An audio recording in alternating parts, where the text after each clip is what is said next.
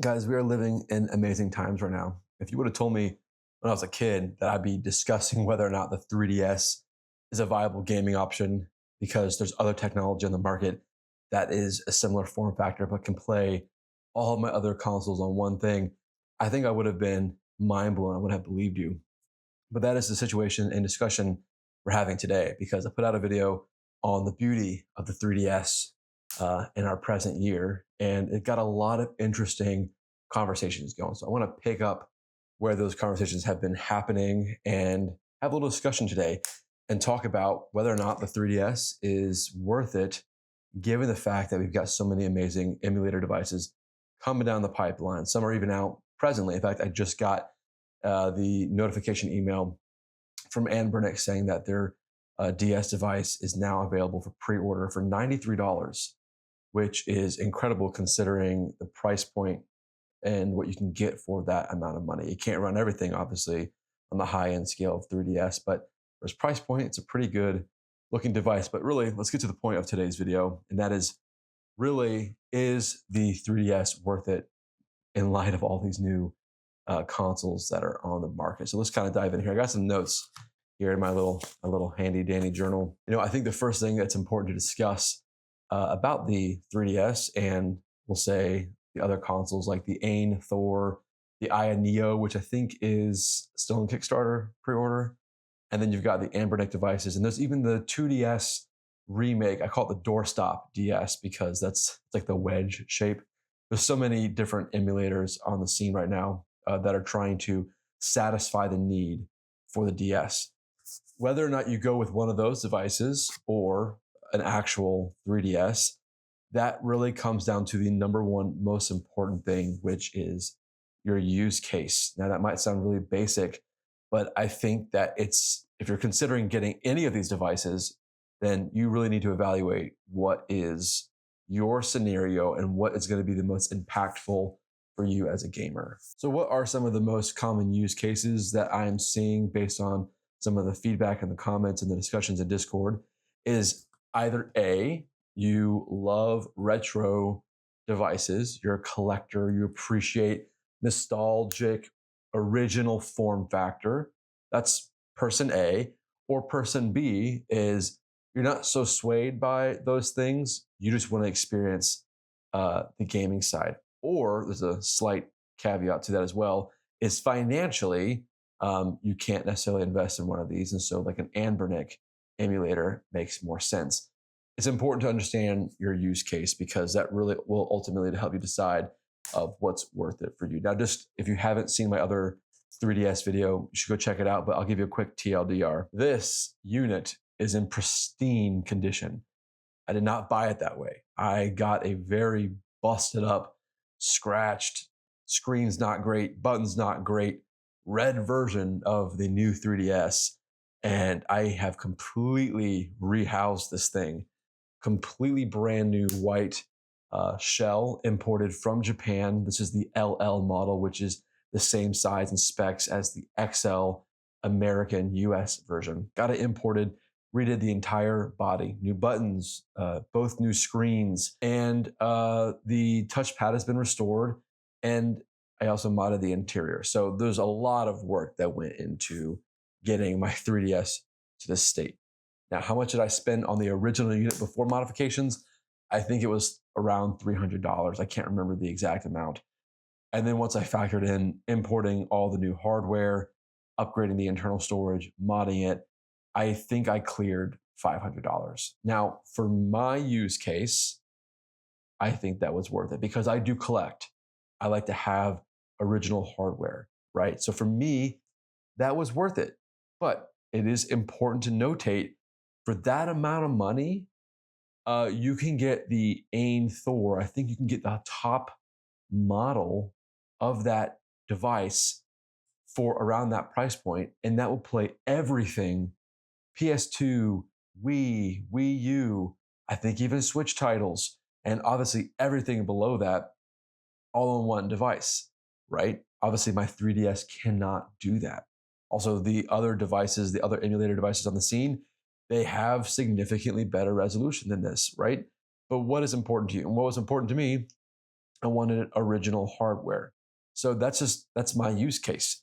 However, it is important to notate that I can't do the things that the AYN Thor can do on my 3DS. And if you're looking for an all-in-one device, I would have to steer you away from investing financially into a 3DS, unless you have something like a Steam Deck that you can run other emulation off of, or different, maybe you have a Retroid Pocket, right? I have an RP5, and it can do a lot of the things that I want to do on that device. So for me, I feel like I don't necessarily need an all-in-one device. And that's really what allowed me to buy the 3DS and not feel any heartburn. That being said, I will likely get an AYN Thor, or possibly even the AYANEO Kickstarter one that's on the market or coming on the market, just because I think it's going to be an amazing device. I think instead of the RP6, I'll probably end up going for the Thor, just because I love clamshells in general, right? And I think the Thor has a lot of potential to really be a daily driver for me, uh, sans my Steam Deck. Now, obviously, there's a lot of pros and cons to also having an emulator device, right? We don't yet know about the hinges, which is very important when you're getting a clamshell form factor. If you're familiar with the emulator scene, you've probably heard of the Miu Flip, right? I got one this year. It just was a bad device. Really cool form factor, but missed the mark on the hinge support. My hinge gave out. Luckily, they gave me a full reimbursement, but was not very pleased with that. And I think since that, I've been very kind of cautious with hinged devices. So I can't say that there's, a certain amount of mileage guaranteed out of some of these devices, like the AYANEO or the AYN Thor. But that does something that's a voice that's in the back of my head that I have to consider, because at that price point, $500, if the hinge is giving out in like a year, that would be very unfortunate, because I think if I'm going to financially invest in one of those devices, I need it to be a long-term device, right? Now, on the flip side of that argument, the same can be said about the 3DS, right? Technically, this is still a used device. I will take extremely great care of this. I always have a travel case with me, a nice hard shell that this goes into with the charger cable. I can put some games in there. I've also got a hard shell clear case that is wrapping up the nice white glacier body.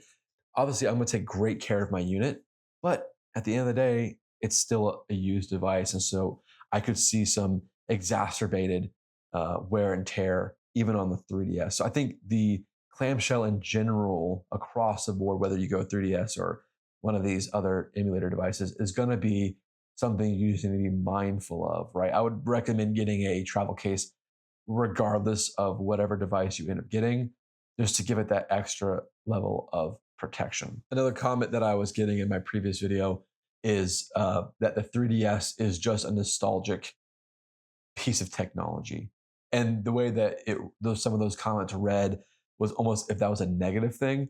I would say that for some people, having the IV drip of nostalgia hitting the brain while you're playing one of your favorite games from back in the day is actually part of the experience. So, some of the comments were saying you can just get an AYN Thor and experience all those games in way better resolution and performance, which is true.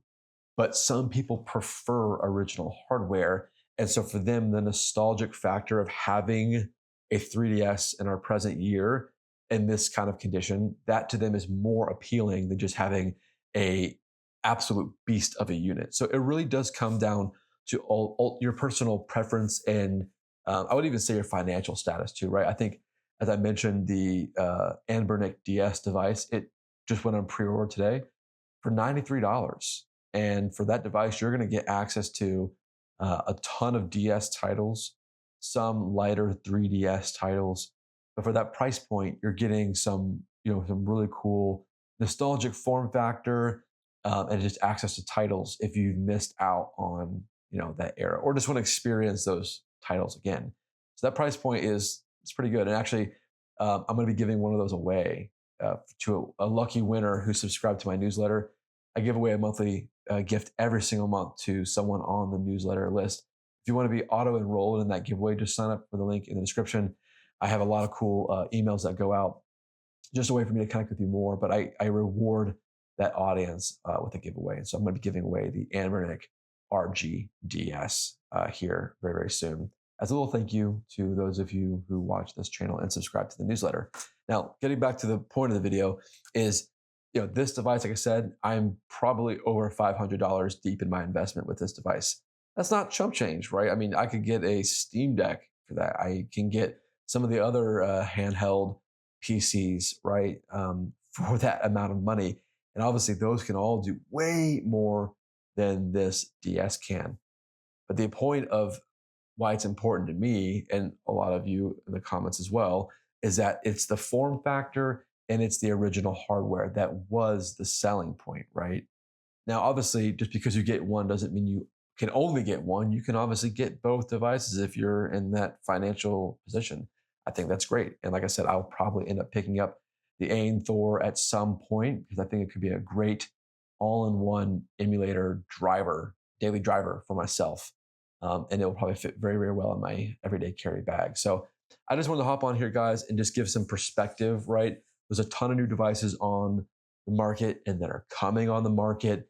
But the question that kept coming up in my previous video was, is the 3DS even worth it anymore, given the fact that all these consoles are still coming up? And I would say for me personally, yes, if you collect and you are an enthusiast of original hardware, then yeah, I do think it could be worth it for you if you're in the financial position to get one, or if you're willing to get a unit that just isn't in tip-top shape, right? If you're okay with that, then yeah, I think the 3DS is a great option for you. Otherwise, I think the Anbernic RG DS is a great option, and some of the other models that are out there. I think you'll have a really, really good time with just about any of these devices. Like I said, it's crazy to even be having this discussion.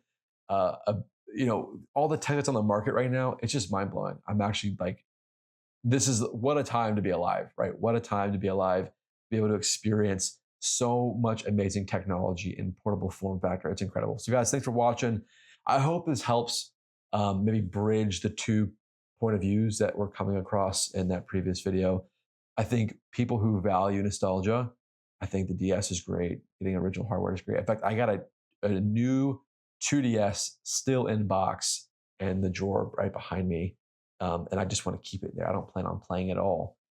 As of right now, I might change my mind in the future. And I just want to have it. Just want to keep it in the box and enjoy it, right? But on the other side of that, I think that nostalgia can be a very powerful drug, and sometimes it can blind us from making more responsible decisions.